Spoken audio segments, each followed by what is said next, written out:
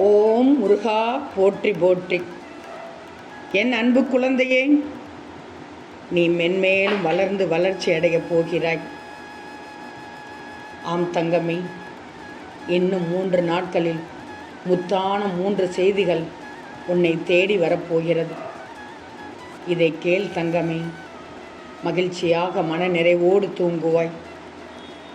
தங்கமே, யார் யாரெல்லாம் உன்னை உதாசீனப்படுத்தினார்களோ, உன் நம்பிக்கையை யாரெல்லாம் கெடுத்தார்களோ அவர்களை பற்றி இனிமேல் நீ கவலைப்பட தேவையில்லை. உன் முருகன் நான் இருக்கிறேன். கோபத்தை தனித்து விடு, பொறுமையாக மட்டும் இரு. உனக்கு வரும் அனைத்தையும் இந்த முருகன் நான் காத்துக்கொள்கிறேன்.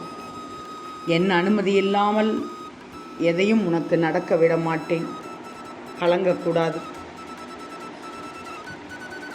அனைத்தும் பொடி பொடியாக தவிடாக தகர்ந்து போய்விடப் போகிறது. நீ அடிக்கடி கண்களை மூடிக்கொள்கிறாய். வேண்டாம், கண்ணை திறந்து பார்.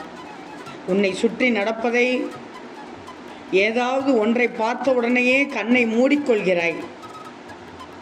உன்னை சுற்றி நடப்பது நல்லது தீயது அனைத்தையும் கண் விழித்து பார்க்க வேண்டும்.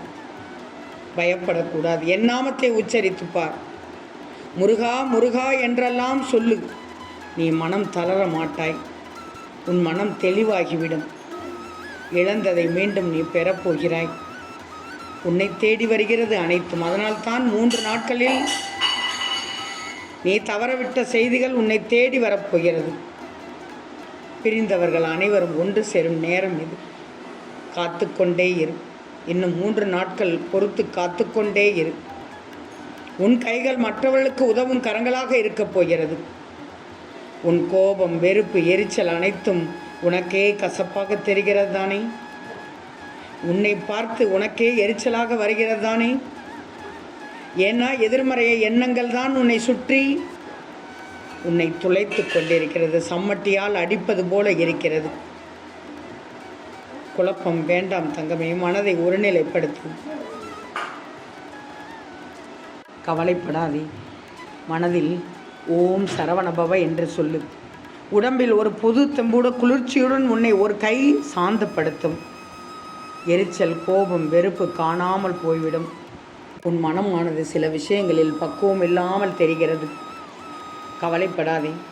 உன் வாழ்க்கையை வளமாக இருக்கச் செய்ய போகிறேன்.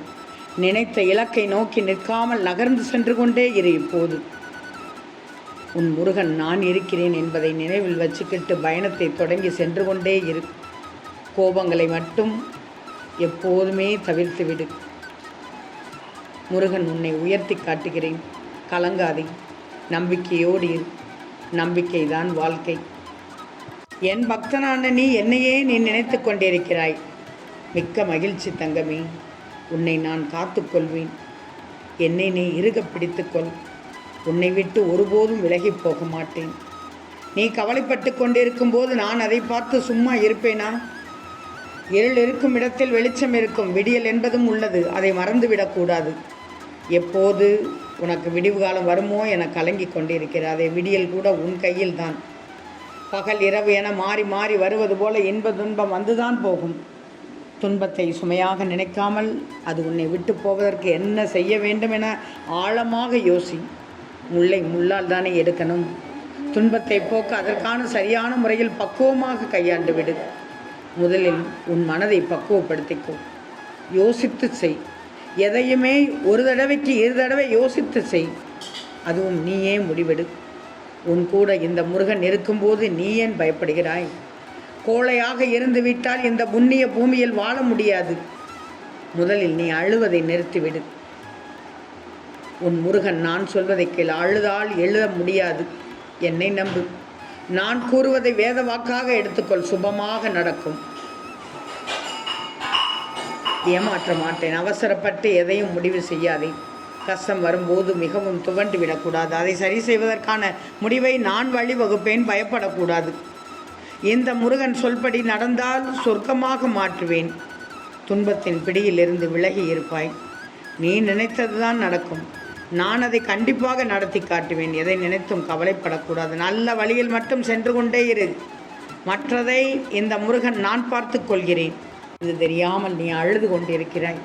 உன்னை அழ வைப்பதற்காகவா பிறக்க வைத்தேன்?